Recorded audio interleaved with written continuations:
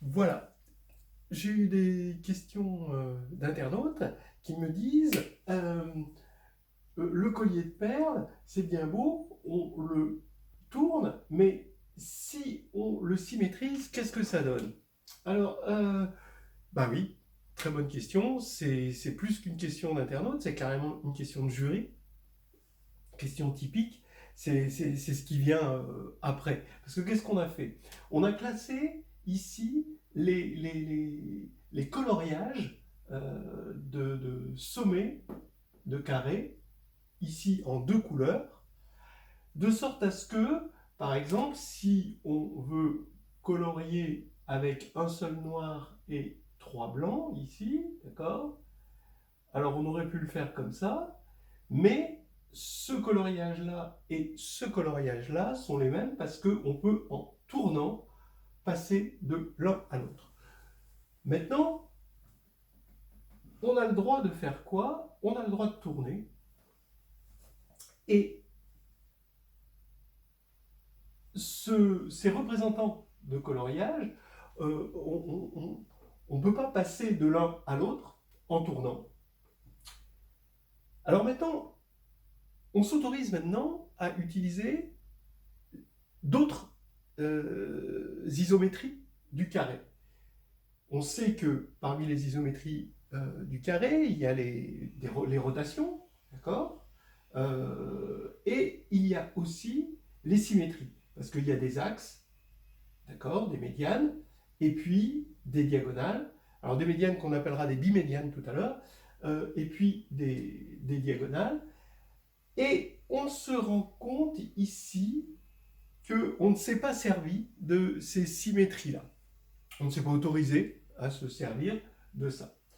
Alors, regardez, on ne peut pas obtenir un élément à partir d'un autre et d'une symétrie. Je vous laisse vous en convaincre, d'accord? Par exemple, en symétrisant celui-ci, alors on sait qu'on ne pouvait pas tourner de sorte à aller de là vers là, mais on ne peut pas symétriser non plus pour aller de là vers là. Ceux-là, ils seront toujours adjacents et ceux-là, ils seront toujours opposés. Il n'y a pas de... Voilà. Donc, ce qu'il faut faire, là où ça devient intéressant, c'est de passer, toujours en restant sur le carré, à trois couleurs. Alors, trois couleurs, avec trois couleurs. Alors, je vais faire le blanc, le noir et puis la croix. Donc ici, qu'est-ce qui se passe si j'ai trois couleurs? Regardez, je vais pouvoir, donc là, c'est avec une seule couleur, parmi trois. Je m'autorise ici avec deux couleurs. Donc ça veut dire que j'en ai quatre, mais je peux, donc ici c'est une seule couleur parmi trois, donc ça fait trois. Deux couleurs parmi trois. Alors deux couleurs parmi trois, ça veut dire qu'il faut que je multiplie par 3, hein, d'accord? C'est-à-dire que là j'ai choisi blanc-noir, mais j'aurais pu choisir blanc X ou noir X, ça fait trois possibilités. Maintenant, trois couleurs. Alors trois couleurs, ça veut dire quoi? Ça veut dire que je suis obligé d'avoir trois couleurs qui vont être représentées, mais il faut que je propose des couleurs à chaque sommet, c'est-à-dire aux quatre sommets. Donc ici, je vais devoir choisir au moins un noir, au moins un blanc, au moins un X, et il va falloir que je choisisse un quatrième, et le quatrième, il va falloir que je choisisse soit blanc, soit noir, soit X, donc disons blanc. Alors, ça veut dire que je vais prendre un blanc, comme ça, et puis un noir, et un X. Voilà, d'accord? Et maintenant, j'aurais pu aussi le faire comme ceci, X là et noir là. Alors là, ça devient intéressant du point de vue des symétries. Parce que de ce coloriage à ce coloriage, je vous laisse vous convaincre qu'on ne peut pas passer de l'un à l'autre par rotation. En revanche, vous avez une symétrie par rapport à cet axe qui va vous envoyer ce coloriage-là sur ce coloriage-là. Donc, sur un carré avec 3 couleurs, ça devient intéressant de passer au groupe de symétrie. Terminons avec le groupe de rotation, juste de rotation. Donc ici, donc ici j'ai pu mettre, voilà. Maintenant, j'ai celui-ci, et je vous laisse vous convaincre que celui-ci, là, c'est la même chose que ça, modulo rotation. Vous allez me dire modulo symétrie aussi, mais modulo rotation, il suffit que je fasse un demi-tour et je retombe là-dessus. Donc lui, je ne vais pas le compter parce que c'est 2 représentants. Voilà. L'orbite est trop petite pour eux deux. Voilà, il faut qu'un seul représentant. Donc, on veut 3 couleurs. Là, on a choisi le blanc. Il faut multiplier par 3. Et voilà, on a soit une seule couleur, soit 2 couleurs parmi 3, soit les 3 couleurs représentées. Si les 3 couleurs sont représentées, eh ben, il y a 3 possibilités de dédoublement d'une couleur. Voilà. Et donc, en tout, ça va nous faire combien de coloriages modulo rotation?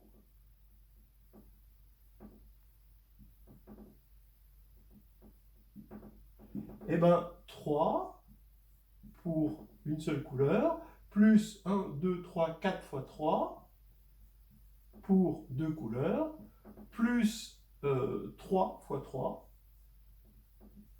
Et donc, je vous laisse vous convaincre que, je vais essayer de m'en convaincre aussi, que ça fait 24. Voilà. Donc, il y a 24 coloriages, ici, modulo rotation. Mais maintenant, si on avait pris les coloriages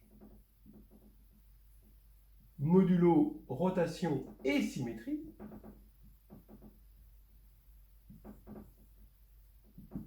alors on serait tombé sur quelle formule? Eh bien, sur quel calcul? Ben, on aurait 3 ici, d'accord?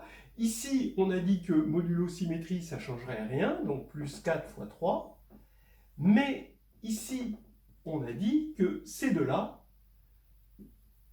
sont dans la même orbite, donc eux,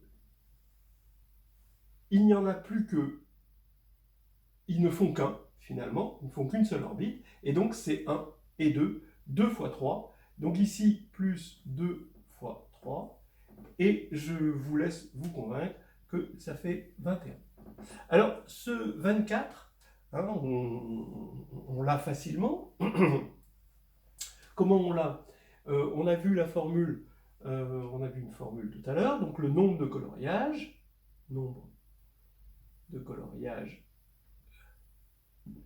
modulo rotation. On a dit qu'il fallait prendre la moyenne, donc comme il y a 4 rotations sur le carré, ben, c'est la moyenne 1 quart. Et puis ensuite on avait dit qu'il y avait, donc là ça c'est le nombre de couleurs, 3 puissance 4, donc ça correspond à l'élément neutre. Ensuite vous allez avoir donc l'identité, si vous voulez, au niveau rotation. Ensuite, vous allez avoir moins l'identité, qui envoie, donc c'est le retournement, qui a 2 orbites, et donc il faut faire 4 divisé par les 2 orbites. Ensuite, vous avez les rotations, d'ordre 4, qui n'ont qu'une seule orbite. Donc il faut faire 3 puissance 1. Et ici, 3 puissance 1.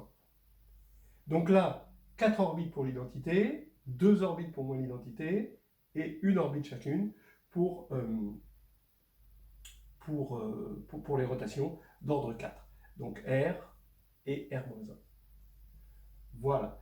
Donc ça, je vous laisse vous convaincre que ça fait 81, 89, 90, 90 et 6, 96, divisé par 4, ça fait bien 24, comme c'était attendu. Voilà, on va regarder le groupe des isométries du carré.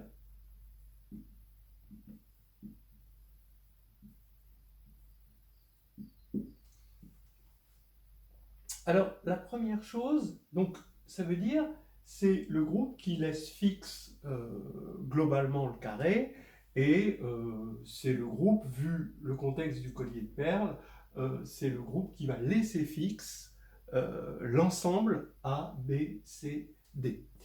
On peut voir juste que à partir du moment où c'est des transformations affines, ça va être forcément des isométries.